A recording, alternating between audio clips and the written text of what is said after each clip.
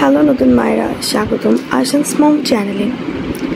গরমকাল মানেই নবজাতকদের জন্য এক রকমের কষ্টের সময়। আর এই সময়ে সবচেয়ে সাধারণ সমস্যা হলো স্কিনের র্যাশ বা লালচে দানা। অনেক মায়েরাই চিন্তায় পড়ে যান কি করবেন, কি লাগাবেন, চিকিৎসকের কাছে যাবেন কি না।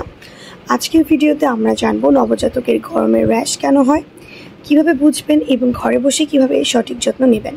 ভিডিওটি ভালো লাগলে লাইক দিন আর মা বাবার সঙ্গে শেয়ার করতে ভুলবেন না। চ্যানেলটি সাবস্ক্রাইব করে পাশে থাকা বেল আইকনটি প্রেস করে রাখুন পরবর্তীতে এরকম আর গুরুত্বপূর্ণ ভিডিও দেখার জন্য। চলুন ভিডিওটি শুরু করি।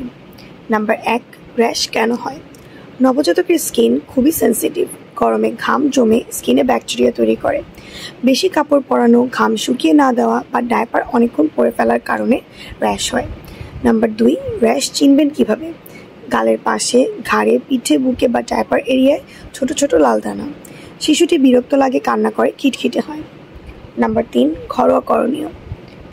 হালকা ঠান্ডা পরিবেশে রাখুন। ফ্যান চলুক, তবে সরাসরি বাতাস যেন শিশুর গায়ে না পড়ে।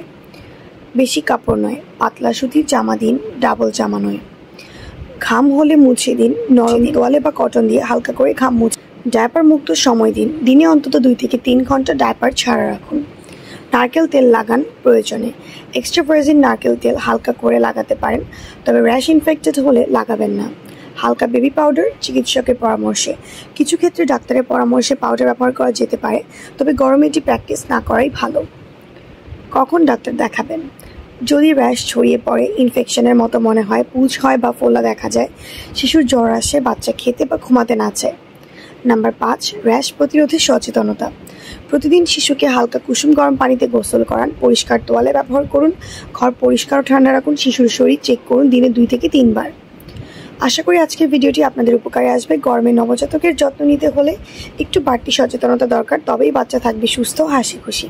ভিডিওটি ভালো লাগলে লাইক দিন আর এমন আরও ভিডিও পেতে আমাদের চ্যানেল আশান্স মম সাবস্ক্রাইব করুন।